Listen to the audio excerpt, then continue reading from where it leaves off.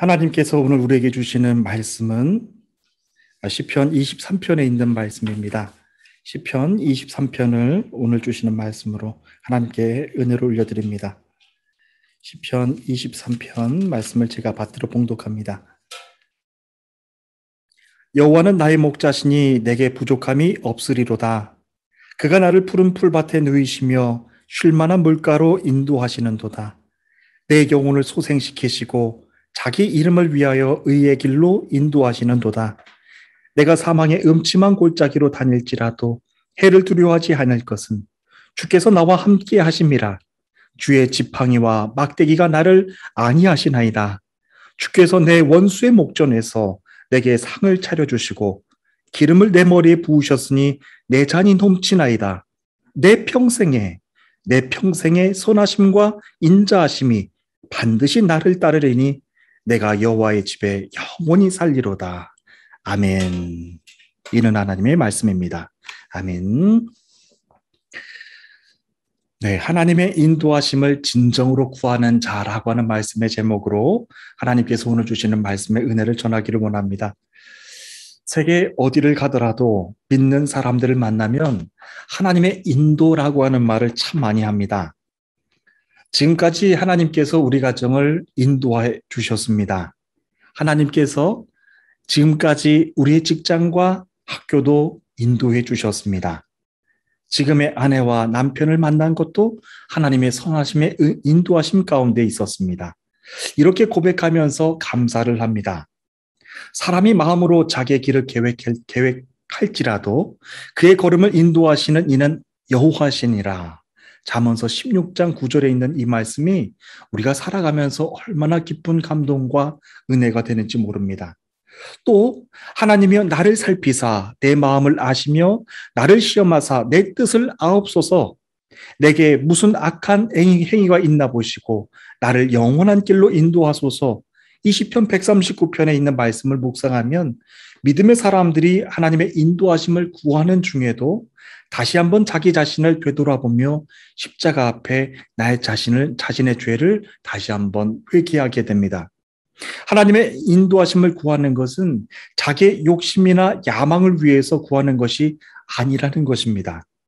내가 나의 생각과 마음으로 길을 계획했을지라도 하나님의 뜻이 아니라면 그분의 뜻을 다시 구하며 선하신 방법으로 그분의 인도하심을 구하는 것이 성도의 가는 길입니다. 우리는 하나님께서 출애굽 광야 가운데 이스라엘 백성들을 인도하신 사실을 잘 알고 있습니다.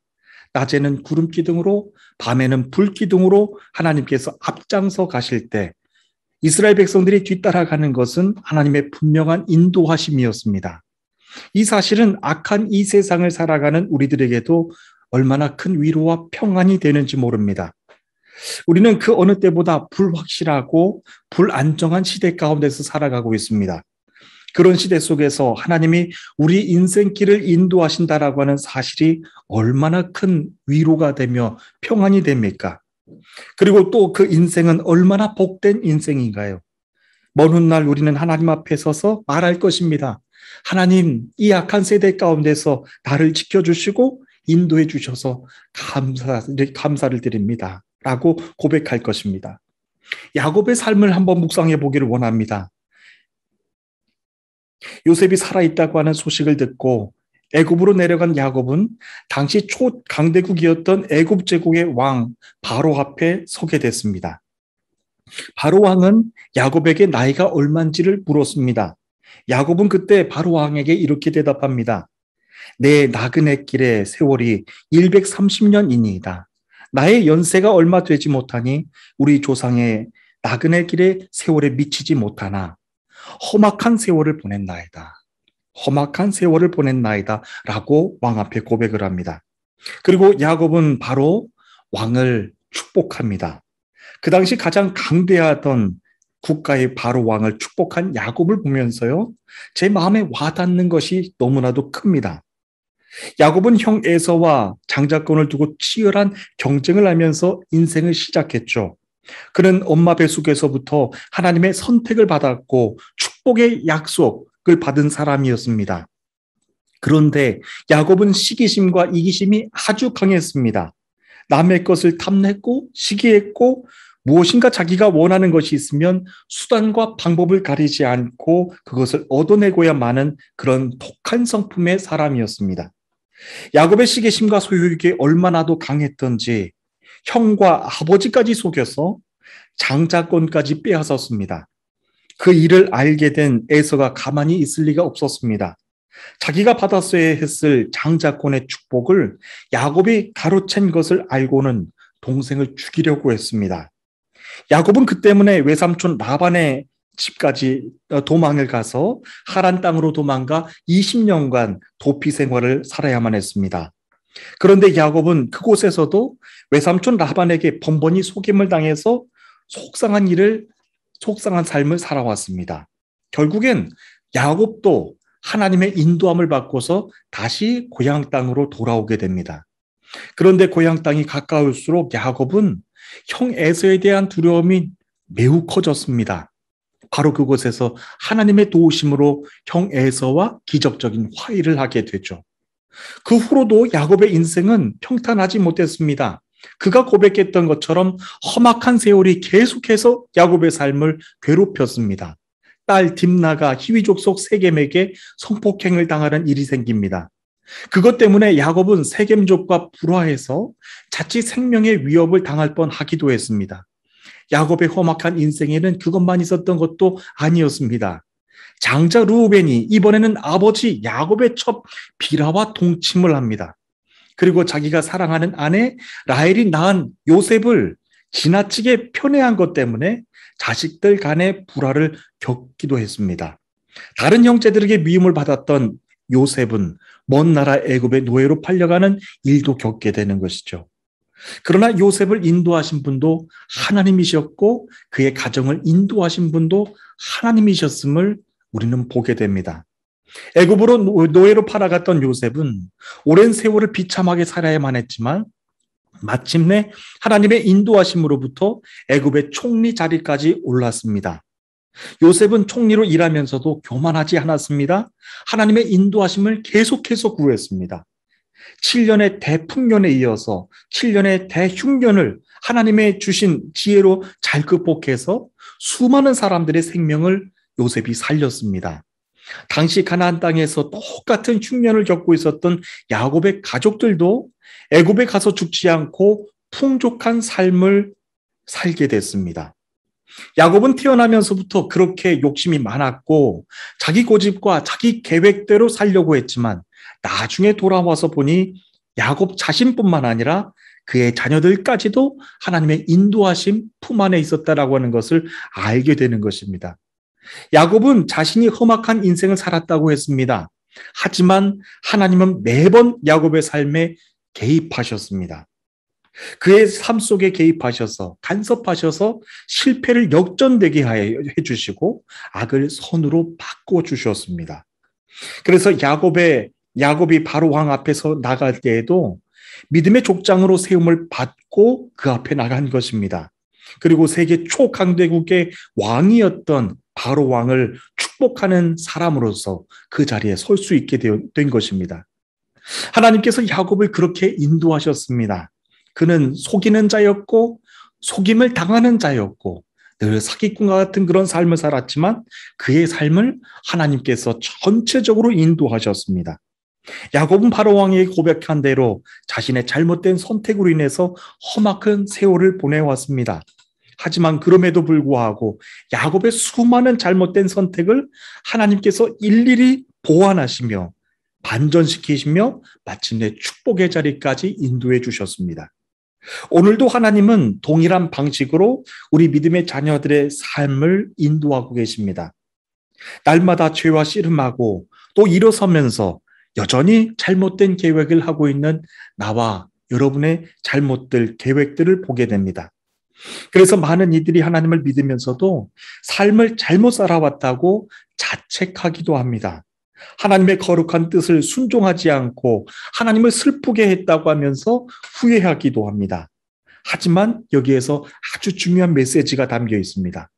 사람은 완전하지 않고 실수하고 늘 죄의 길로 들어서지만 그 길을 모두 하나님께서 인도하고 계신다라고 하는 사실이라고 하는 겁니다. 믿음의 사람들이라고 해도 잘못된 계획과 길을 갈 때 책임과 그 책임은 분명히 따를 것입니다.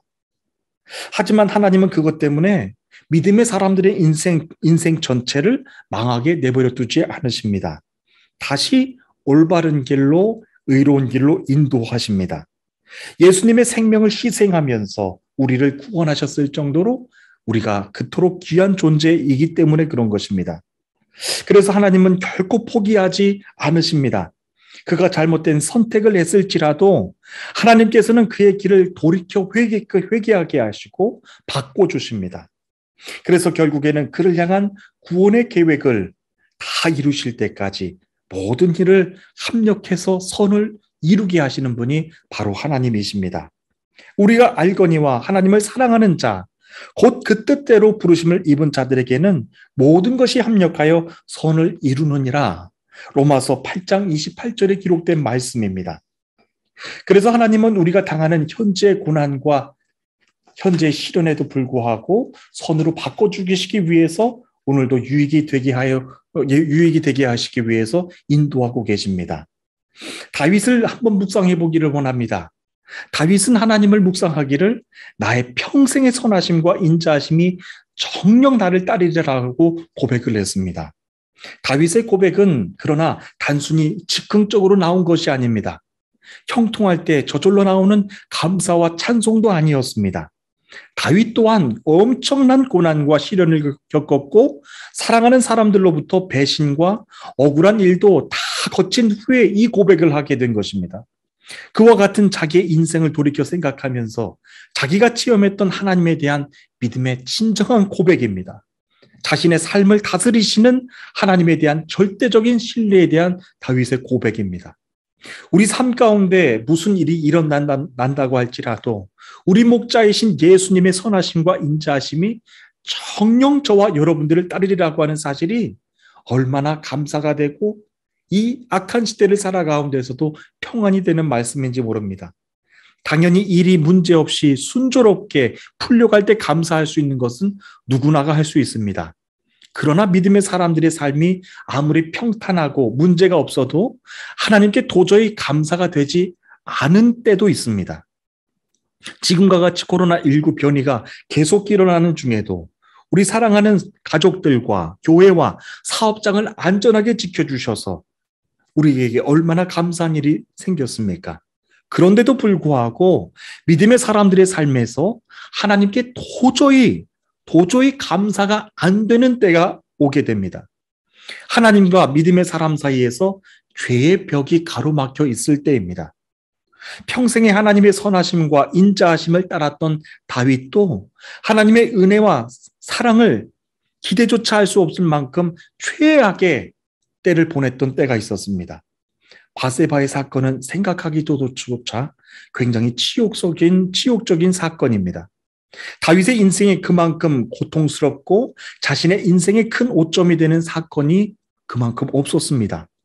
이미 한 남편의 아내였던 바세바를 간음했고 그의 남편이자 자신의 충직한 신하였던 우리아를 전쟁터로 나가게 해서 죽게 했습니다.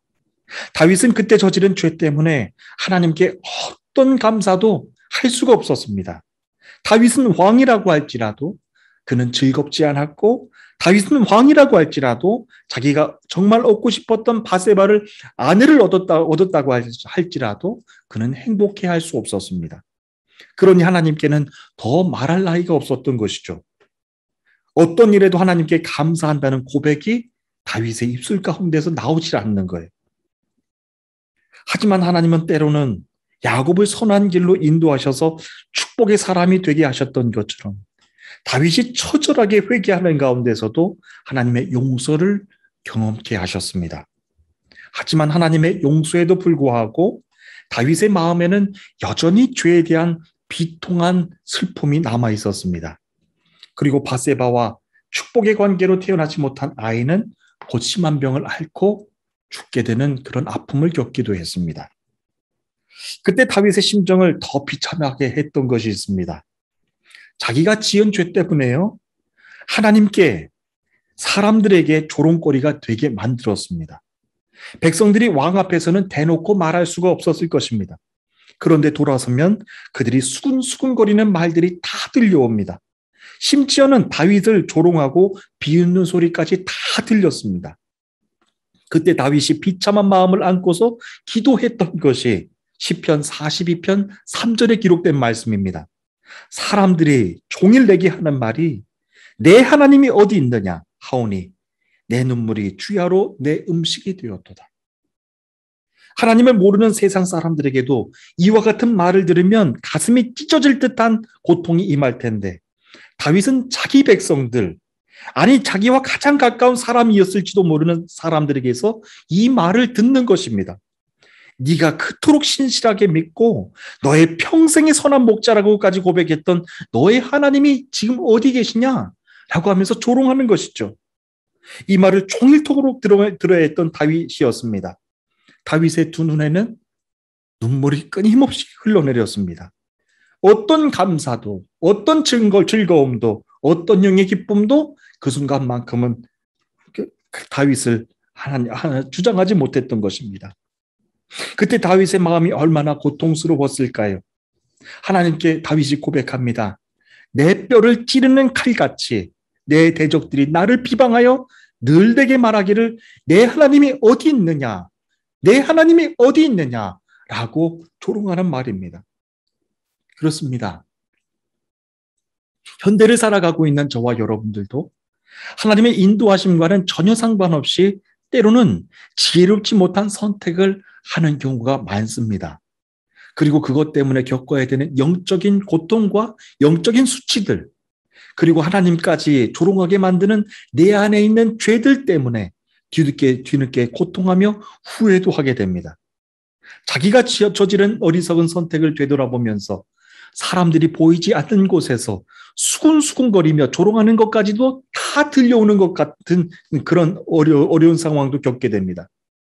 여러분, 그와 같은 어둠의 긴 터널을 지날 때 저와 여러분들도 그와 같은 상황을 지나가게 된다면 어떻게 그 상황 속에서도 감사가 되고 기쁨이 될 수가 있겠습니까?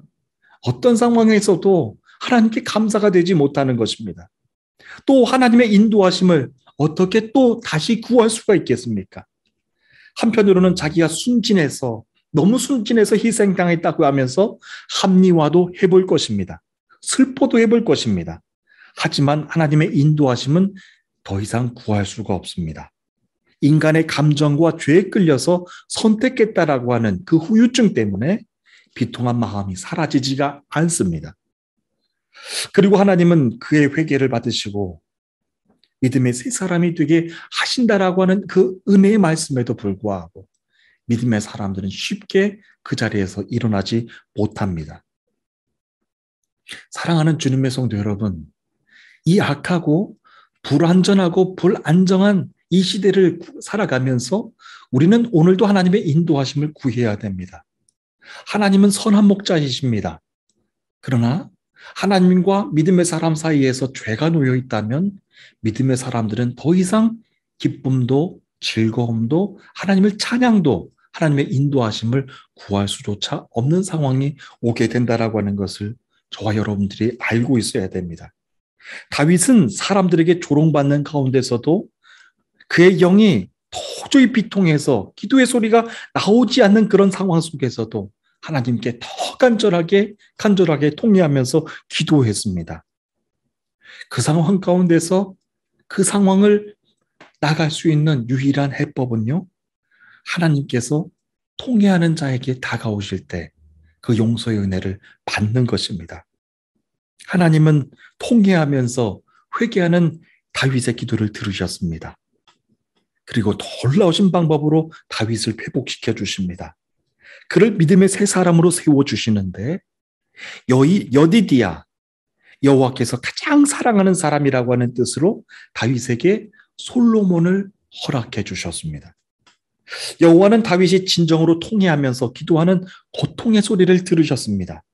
다윗이 저지른 그 어리석은 죄 때문에 하나님과 단절됐던 관계를 다시 회복시키시며 다시 믿음의 사람으로 새롭게 세우시는 하나님의 은혜입니다. 그 다음부터는 다윗의 고백이 이렇게 달라집니다. 허물의 사함을 받고 자신의 죄가 가려진 자는 복이 있도다. 마음에 간사가 없고 여호와께 정죄를 당하지 아니하는 자는 복이 있도다. 악인에게는 많은 슬픔이 있으나 여호와를 신뢰하는 자에게는 인자하심이 두드리로다. 너희 의인들아 여호와를 기뻐하며 즐거워할지어다.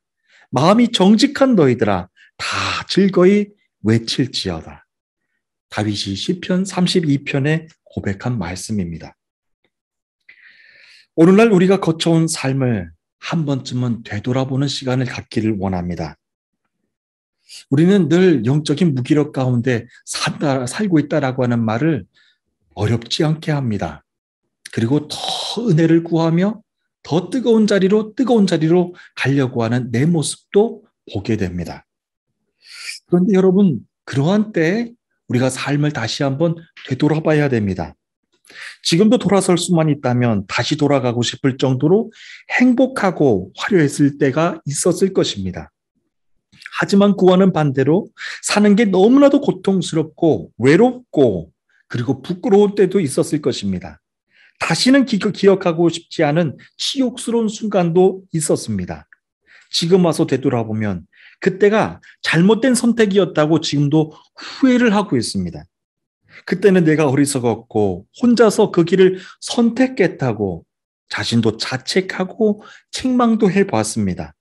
그러나 사랑하는 주님의 성도 여러분, 절대로 그렇지 않습니다. 선한 목자는 내가 어리석어서 하나님의 인도하심을 구하지 않고 세상 길로 갔을 때에도 나의 곁에 항상 함께 계셨습니다. 그리고 십자가의 길 안에 들어선 지금 이 순간에도 목자 되시는 예수 그리스도는 저와 여러분 곁에 항상 계시고 있습니다. 내 평생의 선한 목자가 되어주시는 예수님은 내가 죄악길에서 들어서서 사망의 음침한 골짜기까지 떨어져 있을지라도 주님은 그 자리까지 찾아오셔서 나를 구원해 주시는 분입니다. 그러나 저와 여러분들이 기억해야 될 것이 있습니다. 그리고 해야 되는 것이 있습니다. 오직 예수 그리스도의 십자가의 보혈로만 내 죄를 용서해 달라고 하나님께 진실한 마음으로 통회하면서 기도하는 것입니다. 그 죄들이 내 안에 있어서 하나님의 인도하심을 보지 못하고 내 영의 눈과 영의 귀를 닫게 만들었습니다. 사랑하는 주님의 성도 여러분, 우리 믿음의 사람들에게 죄는 재판정에 가서 판사들에게 판단을 받을 수 있는 그런 윤리적인 죄, 도덕적인 죄를 말하는 것이 절대 아닙니다. 내 안에 있는 죄들로 인하여서 하나님의 임재 앞으로 더 가까이 나가지 못했고 내 안에 하나님의 영광을 가리게 하는 그 새까만 죄들이 내 안에 있음에도 불구하고 사람들이 수군수군거리며 조롱하는 소리조차 듣지 못하는 그런 영적 어리석음이 내 안에 있다라고 하는 것을 하나님께 진정으로 통회하면서 기도해야 되는 것입니다. 하나님은 진정으로 통회하는 자, 회개하는 자의 마음을 받으십니다. 그리고 그를 더 이상 어둠의 구렁텅이에 빠지지 아니하도록 믿음의 새 사람으로 세워주셔서 그를 축복의 사람으로, 언약의 사람으로 그를 새 사람 되게 만들어 주십니다. 그리고 그를 향한 하나님의 선하신 인도하심이 그의 평생에 함께 해주실 줄로 믿습니다. 이제 새롭게 시작하는 한 주간 동안에도 이 악한 세상 속에서 사는 사람들은 방황할 것입니다. 그리고 또 모르겠습니다. 혹자는 하나님을 믿고 있음에도 불구하고 내 영이 곤고하다고 말하는 사람들이 있을지도 모르겠습니다. 우리는 그와 같은 때 반드시 내 영적인 점검을 해봐야 됩니다. 코로나 이 시기가 그렇게 만든 것 아닙니다. 내가 내 안에 죄 때문에 그런 것도 아닙니다. 하나님과 나 사이에 가로막혀 있는 그 죄가 내 눈을 멀게 했고 나의 죄를 깨닫지 못하게 했고 하나님께 더 가까이 나가지 못하게 했던 것을 우리는 다시 한번 하나님께로 나가 기도해야 되는 것입니다. 이제 십자가의 주님, 오직 십자가의 보혈로만 내 죄를 씻겨주시고 내가 눈이 가려졌고 내 귀가 가려져서 죄조차 보지도 못했던 나의 모습을 돌이켜 회개하면서 하나님의 온전한 새 사람으로 세워달라고 오늘 이 시간에도 여러분들과 함께 기도하기를 원하는 것입니다. 코로나 바이러스가 계속해서 변이로 계속해서 발전되고 계속해서 여러분들을 억압하고 있습니다. 자유롭게 예배드리지 못하는 시대를 계속 살아가고 있습니다. 그러나 여러분, 눈에 보이지 않는 죄의 권세도 함께 보기를 원합니다. 오늘도 내 눈을 가리고 내 귀를 가리고 있는 죄의 권세가, 악한 영의 권세가 우리 믿음의 성도들을 넘어지게 하고 있다라고 하는 사실입니다. 하나님의 인도하심을 구해야 되는데 쉽게 말이 나오지 않습니다. 하나님 앞에 온전히 통회하면서 나를 괴롭혀왔던 그 모든 죄의 흔적들, 모든 악한 영의 권세들이 다 떠나갈 수 있도록 날마다 간구하며 십자가의 권세로 승리해 나가시는 저와 여러분들 되시기를 축복합니다. 우리 다 함께 기도하시겠습니다.